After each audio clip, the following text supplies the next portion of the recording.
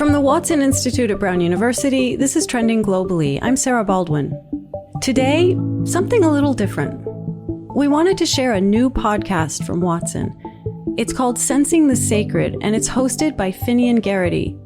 He's a visiting assistant professor of religious studies and contemplative studies at Watson's Center for Contemporary South Asia.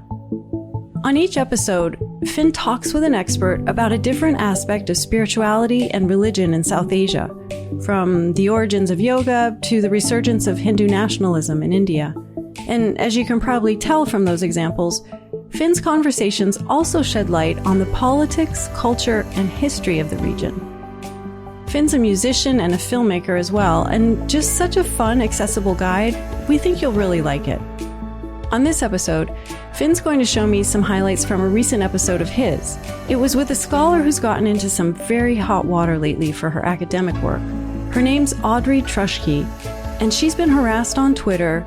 She's currently getting sued, and she's received death threats. Nothing in my training or background prepared me for this. So what's she been discussing, you might ask? Vaccinations? Fake news? Nope. Ancient Sanskrit. Here's my conversation with Finn. Finn, thank you so much for coming in to talk with us today. It's my pleasure, Sarah. Great to be here. Before we get into your conversation with Audrey Truschke, can you explain why and how you decided to make Sensing the Sacred? Yeah, Sensing the Sacred as a podcast was definitely born in the pandemic. Basically, before COVID hit, I had plans to do an in-person workshop with my Brown colleagues. And then when everyone locked down, I was kind of, licking my wounds in my isolation and feeling really disconnected from that community. And a colleague said, hey, why don't you take that energy and put it into a podcast? And so that's what I did. And before too long, I was delving into work that one colleague or another had done, and then getting on Zoom with them and just having a conversation. And it was the kind of conversation you might have in the hallway when you say, stop and talk to someone about how they're doing. And before you know it, a half an hour passes. But at any rate, once I got into it, I felt like this was a really vital way for me to keep connecting with folks, even in this kind of virtual world we are all living through. And so what really excites me about keeping this podcast going is making space for new forms of scholarly communication, right? Right, for sure. And I did want to say one thing about the name, Sensing the Sacred. It's the title of one of my courses that I've taught for several years at Brown. And that's a course that's all about thinking about religion and the history of religion through the senses and the body. And so Sensing the Sacred, if it has a focus that kind of reflects my interests, it's that there's more to religion and history than doctrine, theology, and text. That this kind of experiential side of the past is something we really need to engage with in the present. It's really a unique perspective that you're taking. It's democratic and inclusive, it seems to me, in whole new ways. I hope so. Well, it's such a great show, Finn, and we think Trending Globally listeners would really enjoy it if you haven't listened to it. So we thought the best way to share it would be just to share part of a recent episode, a conversation you had with Audrey Truschke. So who is Audrey Truschke? Audrey Truschke is a historian of South Asia at Rutgers University. And she has training in Sanskrit and Persian, which are the classical languages of India and Iran. And her work explores historical narratives in these languages, particularly those about the Mughals, an Islamic dynasty from late medieval India. But there's another aspect to her work. She's also interested in how history informs identity politics today. Our conversation ended up being a lot about the rise of Hindu nationalism in India now, and how propaganda, social media, hate speech, and all these kind of forces work together. So how did Audrey start studying Sanskrit in the first place? Well, actually, Audrey got her start in a way that's kind of similar to my own, which kind of tells you a lot about both of us. Here's Audrey. This all began when I was 18 years old, and I learned about the Mahabharata, and I was like, this is like a great text. I should learn the language that it was written in. And so I started learning Sanskrit at the age of 18. And I know that sounds like really weird, probably to most people, but I was sort of a nerdy sort from the get-go. It really made sense. Yeah, it makes sense to me. I was reading the epic at that same age, so it makes sense to me. See, so Finn, you get me. Everyone else listening is like, oh my gosh, what is wrong with these weird people? Honestly, my family, I think, is still like pretty unclear about what I do and like why in the name of all things holy someone would pay me to like research all this random stuff. And since then, she's written 3 incredible books. And in January, she published a new one called The Language of History, Sanskrit Narratives of Indo-Muslim Rule. And that book, combined with her Twitter presence, has brought her a lot more attention than she was bargaining for. How so? Well, to answer that question, you have to know a little bit about the way Sanskrit has been viewed in the contemporary world in India. It's indisputable that Sanskrit is a sacred language of Hinduism. It's a language so many mantras are composed in. It's the language that is used in ritual, in theological treatises. So given how closely linked Sanskrit is with Hinduism and Hindu identity politics, you might expect that Muslims are described as outsiders, that there would be a clear line between Hindu and Muslim identities in these Sanskrit texts. But here's what Audrey found in her research. At the end of the day, when I, sort of read all these texts, my conclusion is that regarding difference is that they are all over the map. You have people like Jayanaka writing in the late 12th century who perceives like extreme levels of othering to an extent I've almost never seen before, honestly, in a Sanskrit text. Then you have people like Lakshmipati in the early 18th century who uses so much Persian in his text, I'm not convinced that most Sanskritists could read it. I think I can only read it because I also know Persian. Yeah. So they're all over the map, but what is consistent is that no one seems to conceptualize Hindus and Muslims as we do today. So I join a growing and large chorus of scholars. I think there's consensus at this point that Hindu and Muslim identities, as we mean those in modern times, did not really exist in pre-modernity. We don't see them in most textual traditions. Interesting. But I'm not really seeing how that leads to massive Twitter trolling and lawsuits and death threats. Yeah, that's a fair point. But to understand that, you have to understand a little bit more about Hindutva, the right-wing Hindu nationalist movement in India, and the narratives that they cherish and defend, often with vitriol.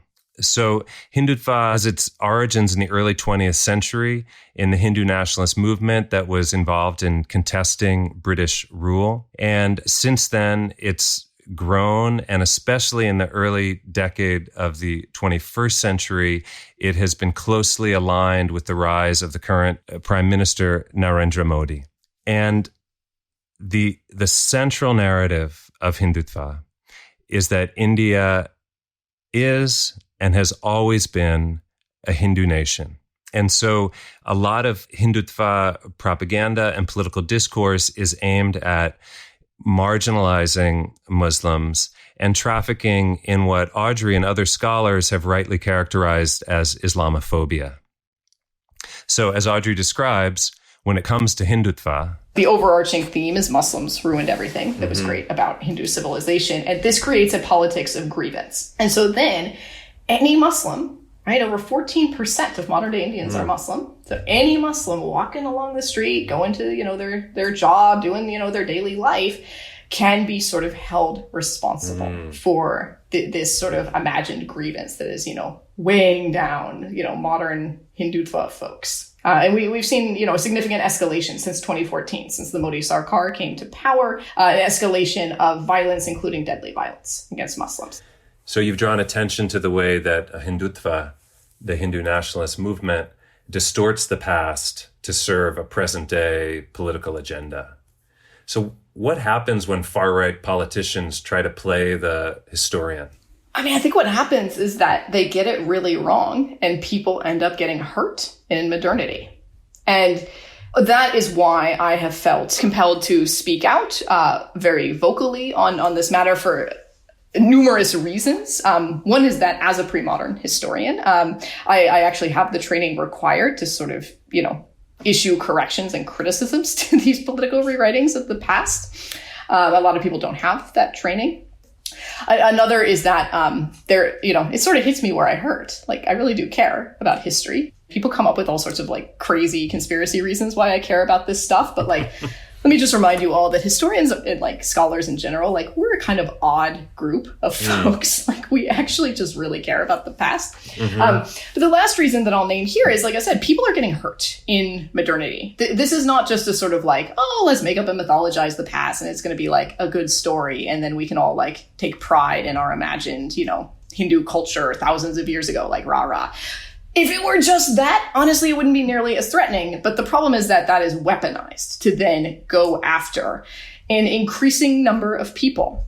And it's important that it's increasing, right? Because that's how authoritarianism and fascism works, right? The hit list only grows longer. And so Muslims, of course, remain the primary enemy of Hindutva. But it's not just Muslims, right? They also dislike Christians, and they increasingly are going after Hindus, right? Progressive Hindus, moderate Hindus, frankly, any Hindu that does not subscribe to Hindutva, a political ideology. They also virulently hate scholars like me. So let me see if I have this right. Audrey wrote a book about how ancient and medieval Sanskrit texts talk about Muslims. And what she found is that these pre-modern sources didn't divide the world into Muslim and Hindu as neatly as many people do now. And that is a direct challenge to the Hindu nationalist or Hindutva mythology. And the Hindutva ideology relies on this myth of a long-held division between Muslims and Hindus to marginalize Muslims in India. And they've taken note of Audrey's work and now they attack her? Exactly. And so, as Audrey puts it, the sort of Hindutva mythology of the past, it's a house of cards. It is so precarious and it is built so tall, and all it takes is the slightest wind of, breath of historical criticism, and it all comes crashing down. And so that is why you see sort of virulent campaigns against scholars like me. And this has been going on for a couple years. Audrey's been in the crosshairs of Hindutva extremists online. And lately, it's gotten really intense. So I started saying things, on social media, and people started responding. If you scroll Audrey's Twitter feed, she kind of often posts about run-of-the-mill stuff, right? Recommending good books and articles like a lot of us might do. But then a lot of the feed pertains to somewhat contentious stuff in today's political environment, like calling out Islamophobia, calling out Hindu supremacy and hate speech. As an example, let me just pull up a recent tweet. I'm not even going to read the text of the attack because it's so insidious. I don't really want to give voice to it. It's basically just a withering, misogynistic attack of a personal nature. And she responds, misogyny, dehumanization, and talking about my death. You're an on-point spokesman for Hindutva. And then she adds, reminder, I get this sort of vitriol because I do public education and outreach on my areas of scholarly expertise. She somehow manages to weather these attacks and then turn the fire on the attacker. And so anyway, back to Audrey and my conversation. So anyone scrolling your feed will see that you're super active on Twitter, for instance, and that your tweets generate lots of debate and conversation, but that they also attract trolls, insults, horrifying threats of violence. I mean, just yesterday you posted the text of a death threat you received. So this is kind of a human question. How do you handle this role of being a public intellectual attacked on a daily basis for your views and your research? It's hard.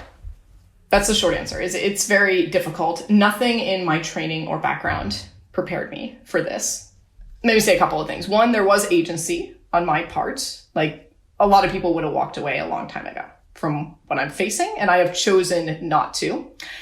I also think that part of why I get so much vitriol on social media and some of the specific forms it takes have to do with my gender. And it has to do with the fact that I'm a woman. And that's unacceptable. Audrey explained to me how this gendered criticism came in two forms. One is explicit, with tweets threatening sexual violence. But there's also a much more subtle kind of sexism going on here. I very frequently get well-meaning advice, usually from male colleagues, who say, like, Audrey, look, this is too much. Like, just step back from social media. The problem is that my male colleagues on social media don't get this stuff. And the result of women stepping back will be to see that space to the boys. Yeah. Right? It becomes an all-boys club. And that's ridiculous, right? Women have just as much right to be in the public sphere as everyone else, right? I'm not going to give that up. And so if all that isn't enough, Audrey's actually now facing a lawsuit. From whom? So this is brought by the Hindu American Foundation against a group of activists and scholars. So speaking of bullies, so the Hindu American Foundation, so they're suing 5 of us. I'm one of the defendants. And it's basically a frivolous lawsuit that seems calculated to shut down the free exercise of academic research and political speech. And so a little context. I have been doing research on Hindutva and on the Hindu right for several years, starting, I don't know, a year or so ago, maybe a year and a half. And this is something that's accelerated in the last several months. My attention has turned to the Hindu right in the United States. The Hindu American Foundation knows that because I've been very public about that research. And I think the timing of this lawsuit suggests a desire to infringe on that. They're also seeking very consciously, by suing people representing Hindu, Christian, and Muslim groups, I mean, it's a clear extension of the Hindutva agenda to claim a single Indian voice, which is a Hindu right voice. And the Hindu American Foundation is widely believed by an array of scholars to promote Hindutva sort of talking points and agenda items. So she's really hit a nerve. Yeah, definitely. Audrey's work really makes it clear that these debates over the past are motivated by arguments about politics in the present. So I wonder what keeps her going in spite of all these trolls and critics. Well, you know, I asked her the same thing. Why do I persist on this? One, I don't like bullies. I've never liked bullies. And bullying, it won't work. It's never going to work against me, folks. You all should just stop trying. Like, this isn't going to work. Number one. Number two, I believe in the values of knowledge and equality and justice. I also believe in communicating academic knowledge to a broad audience. To me, that is part of the scholarly mission. I don't think all scholars have to do that. All right. But I want to. And maybe it helps to point out that in the midst of all the vitriol and the death threats and the rape threats and the incessant hate mail, there's a lot of virtue as well, right? I do get fan mail. Given that people are interested in some of what I study, I'm not going to give up the opportunity to speak to them. So I'm going to stay the course. We also ended up geeking out a little bit at the end of the interview on the Vedas, which are the oldest known texts in Sanskrit, the sacred scriptures of Hinduism, and my own area of expertise. And the Vedas have a reputation for being quite opaque, even among specialists. Right, yeah, so you're sort of reading it and you're like, oh my gosh, if somebody mentions desiderative adjective again, I'm going to scream, and But desiderativs are so cool. Oh my gosh. Anyways. Well, obviously, we have a lot more to talk about. I think, as you texted me yesterday, maybe we'll be talking about the Cougar State until we retire, and even past that. Well, it seems appropriate. Everyone else is concerned with politics today. We'll argue about politics 3,000 years ago. There you go. But I also feel like that conversation made clear that in India, at least, politics from thousands of years ago can be pretty related to politics today. Yeah, Audrey's work shows clearly that history is rarely just about history, and that so many of the debates that politicians and their constituents are having today pertain to myths and stories and narratives about the past, and nowhere more so than in India. And we do see that sort of hearkening to the past to justify identity politics kind of in many places around the world, don't we? Yeah, that's absolutely true. And Audrey's quite good on this point because although India is a particular case, and right now a very extreme case, her work suggests that, as she puts it, fascism has a kind of script, right?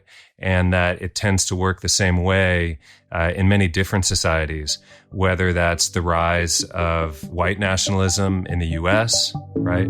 Or Hindu nationalism in South Asia and around the world. And many points in between, yeah. Well, Finn, it's been so great talking to you. Thank you so much for coming on Trending Globally. Sarah, thanks for having me on and letting me share some of what we've been up to on Sensing the Sacred.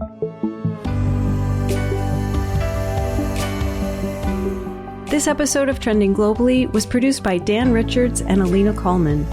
Our theme music is by Henry Bloomfield. Additional music by the Blue Dot Sessions. Again, you can listen to Finn and Audrey's full conversation and others just like it by subscribing to Sensing the Sacred wherever you listen to podcasts. We'll put a link in the show notes. And you can learn more about all of Watson's podcasts on our website. We'll put a link to that too. We'll be back in 2 weeks with another episode of Trending Globally. Thanks for listening.